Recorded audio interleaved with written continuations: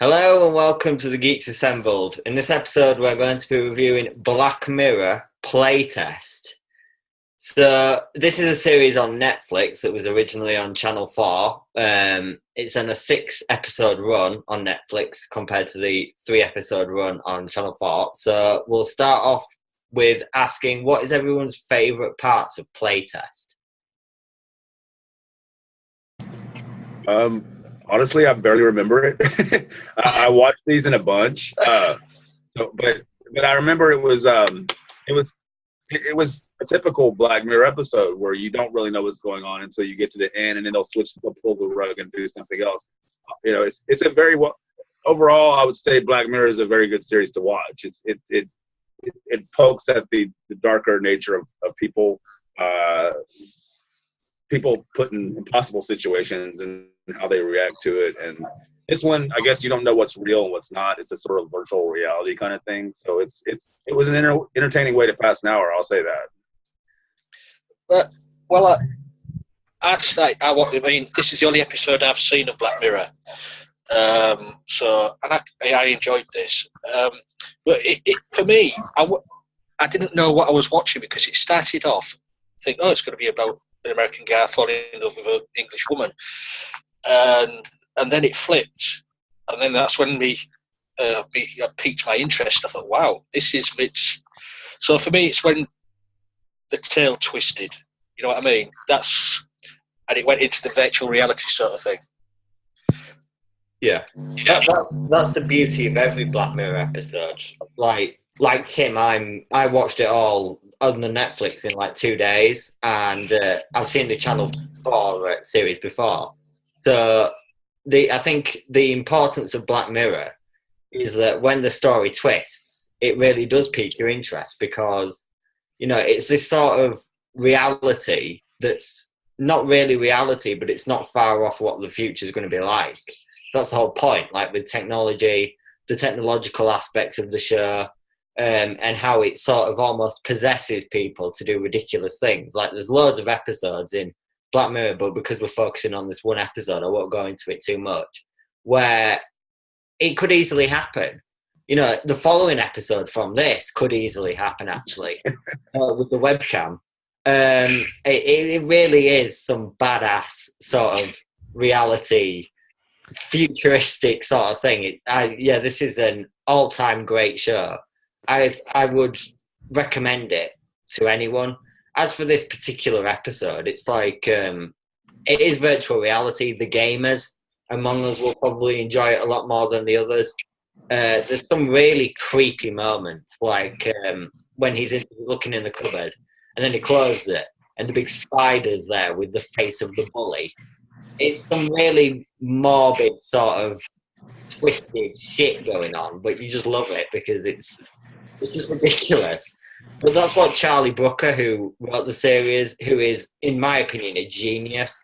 I've never missed up on the chance of seeing Charlie Brooker when he's on TV because he does the 2016 or whatever year wipes.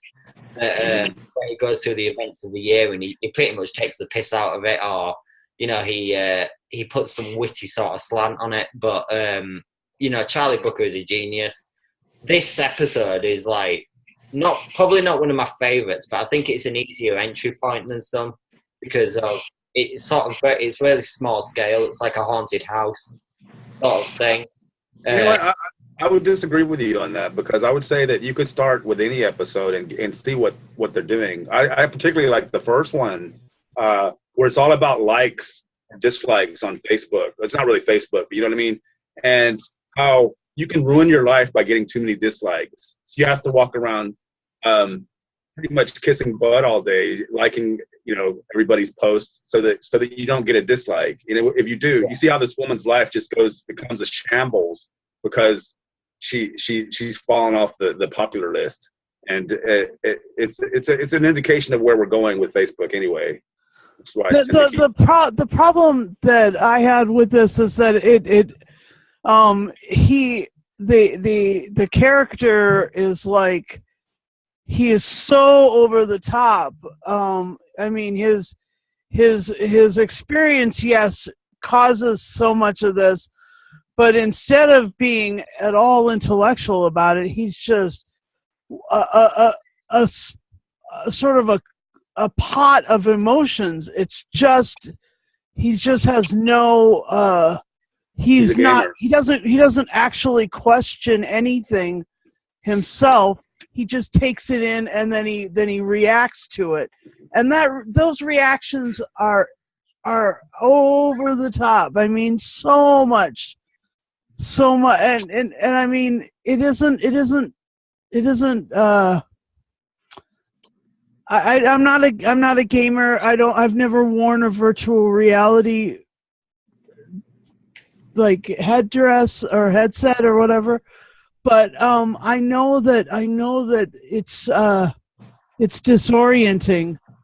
And the thing that's really amazing about this is that it was so seamless that there was he wasn't disoriented at all when the thing was put in his head. And the thing that was put in his head was such a throwback to Matrix. I mean, it was the plug-in. It was the access point. I mean, in other religions than my own, there's a thing called a chakra, and you know that whole thing where you access a soul or a point of view or a certain character quality through their chakra. That was what was interesting about the placement of the disc or the placement of whatever it was. Anyway.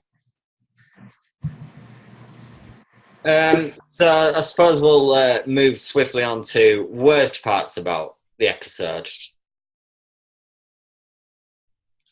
I can't think of anything that I didn't like. Like I said, I mean, I guess if this is the only one you've seen, then it's hard to compare it to other because you haven't seen the others. But I mean, I'm just saying you're used to that with this kind of show, that there's going to be some twists and turns, and that at the end of the episode, you'll get exactly what they've been doing the whole time, and it might not jive with what you thought it was. So, yeah, I think I would agree with Tim there. I'd say that there wasn't so much of anything bad about, because Black Mirror, to me, I'm not looking through it with like rose-tinted glasses. I don't see every episode as perfection, but it's so damn close to perfection anyway, because it's so well written, so well acted, so well directed. You know, in Series 4, the upcoming series on Netflix, they've got Jodie Foster, a really famous Hollywood director, to direct an episode. It's that much of an impact on TV now. You know, it's that famous and that well-renowned as a series that, you know, it's getting Hollywood-esque actors in. It just, there's something about the series as a whole, but this episode, it just it strikes a chord as almost perfection, but it's not. There are certain clunkers, but not so much drastic as other sort of TV shows we might be invested in. And yeah, also, I was just going to say, it's not perfect, but for me, I enjoyed the whole hour of it. As I said, this is the only episode I've seen, so I sat down, watched it, I enjoyed it, but there was a major gripe. It's when they were talking in Japanese. yeah. What was it? We didn't know what they were talking about. Why didn't you put some subtitles up to help us out? Us ignorant English people. You know what I mean? Because there was talking together in Japanese. I'm thinking, what are they talking about? That's the only gripe I've got on that. It was an enjoyable episode. Creepy, very good. I'd love to stay in a house like that. You said it reminded you of like an 80s show. Yeah. I was just said to Tim earlier, it did remind me of the TV series Hammer House of Horror, where they had a different story each week, and it was very similar to that. That sort of, you know, a creepy story with a twist at the end. It was very similar in the way it was made, like that. Yeah, Hammer House of Horror. Check it out sometime. Yeah, I think one interesting similarity is that Black Mirror is sort of like a really futuristic sort of Tales of the Crypt, in a way as well. You don't have so much the storyteller, the crypt keeper, whatever, but you have like a something drastic always happens. Like not to spoil future episodes, but there are some really grisly sort of twists to things. Yes. That could be easily put in a Tales from the Crypt episode. So I think sort of night gallery, kind of a night gallery kind of thing. Yeah, exactly. Yeah. Susan, I've never seen any other episodes but this one, so I don't really know where to place it in terms of the whole shebang. But the important thing, I really struggled with, like, the way that he was, that he never questioned. And so I mean, that as someone who travels and learns through experience, which was the beginning of the story arc of this character, that those questions that you necessarily ask of what you were experiencing, that, I mean, that it fell flat. It fell a little flat. Maybe that was the point of his character. That was his weakness of character, was that he was that person, that kind of person. I don't know. I like I said, I don't remember this one too much. This one to me was the least of the 6 that we got, I think, as far as if I was to rate them. So I mean, I would highly suggest, though, that everybody watch the rest of this series. It's a very well made series. Brooker is a genius, like Connor has said, and he didn't write them all, but he either co-wrote them, or I don't know. Do you think, Connor, that Netflix series looks a bit more expensive than the previous Channel 4 one? Do you think they're spending more money on? I know they're getting more notorious cast, like Dallas Bryce Howard being in the first one. That was amazing. I think one thing I noticed, the difference between the Netflix and the Channel 4 one, because I watched the Channel 4 ones again before I watched the Netflix one, before it came back a month or two ago, and I noticed that the American one, the Netflix one, is a bit more Americanized than I'd say the Channel 4 one was. As you said, it is a bit more expensive, and I think it works, but I also like the sort of Britishness of the first 2 series. So I would not say Americanized. I just think they have some American cast. I mean, in other words, they've broadened it, made it a bit more worldwide. But I wouldn't say it's really Americanized. I don't know, like that last. Yeah, this one was a bit more Japanese, Japanified, or Japanized, Nipponized. I think the one that you mentioned, Nosedive, where they're liking, disliking, I think that's probably the most American of them all, but because it is set in America, but still, it's got the charm of Black Mirroring and all that sort of stuff. So, it's not an issue, the fact that I think it looks more expensive now, because I think it works. But, there's something else about the original sort of 2 series that's a bit more, that I think is a bit lacking. I can't really put my finger on it. That's a bit lacking in the Netflix one. But maybe that's just because it's the first series on Netflix. Charlie Brooker's writing, or co-writing, or whatever, 6 episodes as opposed to the 3. So he's having to delegate his time a bit more. So maybe, it's just sort of because this is sort of, because it's the first series on Netflix, it's a bit more of a trial run. Like, it's trying to see how it works with episodes rather than 3. So I think it's just that maybe. I would say it's just as effective, though, as a series. I think it's just as good as the previous series. I think it's got the same kind of build up and twist that the other series had, and it is an amazing way they come up with a new story with a different cast every story, and they tackle a lot of these daily issues or things that are happening. And like you said, it's just a little bit in the future, so it's not really current. Like the bit with the one with the insects, the last one, that was very interesting. I mean, and how somebody can use something like that for terrorism or whatever. So in other words, it's topical, but it's in the future. Yeah. So a question that I think would be quite relevant is, would you like to see more shows like this, where it's sort of a futuristic sort of reality, but not too far in the future, as Tim said? I would love to see any anthology series, to be honest, because we are lacking that on TV. I think in terms of like the show, maybe not exactly like this, because I think because Black Mirror is so unique in what it is. Charlie Brooker, I don't know where this came from, but it's so original. It's so unique. You never get the same genre twice. You never get the same story twice. There's that thing that you can only tell 6 different kinds of stories, but it seems like Charlie Brooker completely just breaks that rule because he's told what 12 stories now that were all completely 13 if you class the Christmas special. Yeah, that was a Christmas one. Yeah, I agree. I think that that it was a good thing, a positive move to Netflix, because that means it's going to get more viewers, it's going to get more attention, and chances are they'll give him another run. Or like I think you said they already are doing another run. I mean, this is good news. I mean, this is a very well made show, and it kind of always leave you. It's very prophetic too. If you remember the episode with Rory Kinnear from the Channel 4 involving pigs, that was pretty prophetic.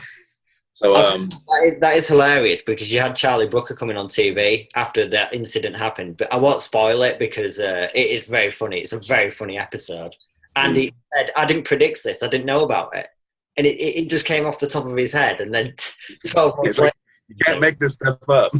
It happens. It's bizarre, but that's what I mean. It's sort of like it can happen. Most of this is pretty out there, but it can happen. The ridiculousness of the world now just completely it's all been key with Black Mirror. Susan? Are the other episodes over the top and as ridiculous? No, there's some that really grounded. Like you couldn't be any more grounded, I think, if you tried. But there are some over the top ones that they're very unpredictable. Yeah.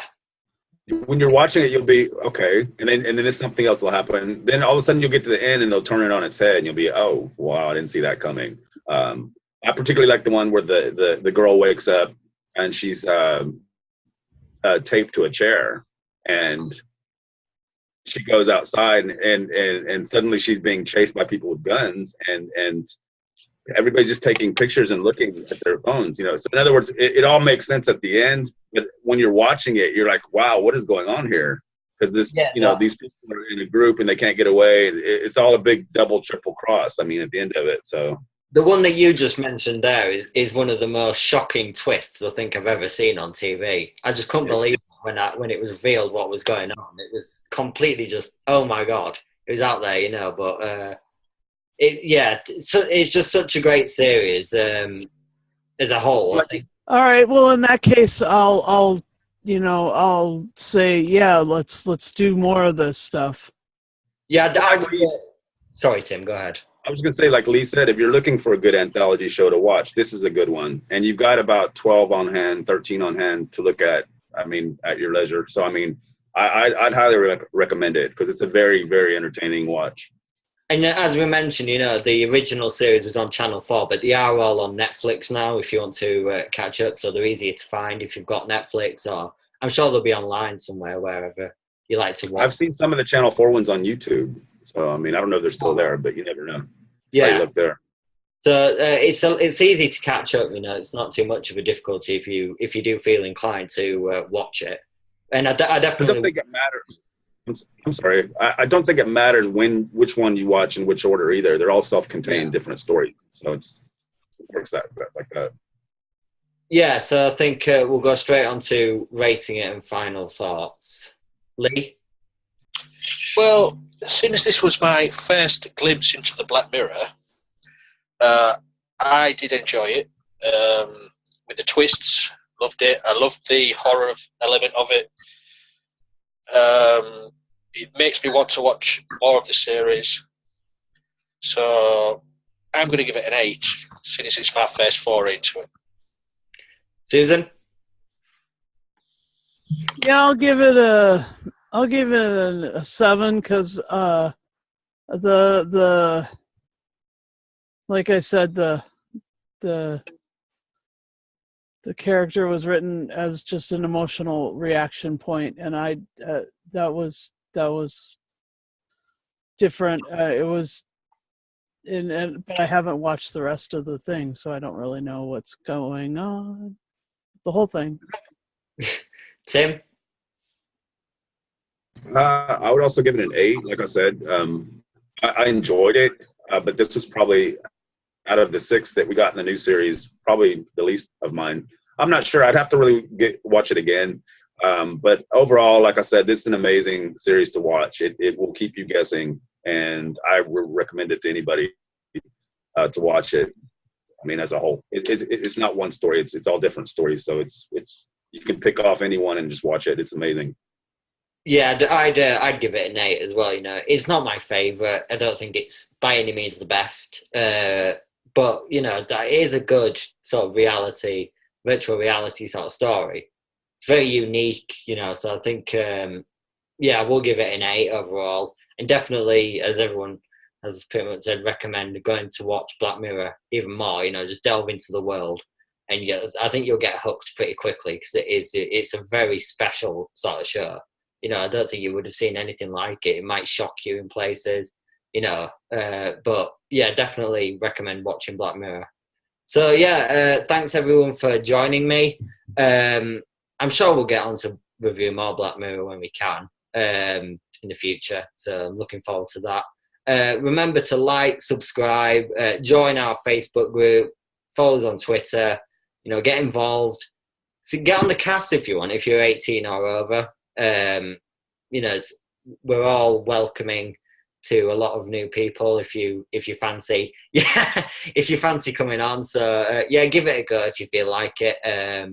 So yeah, thanks very much, and we'll see you next time.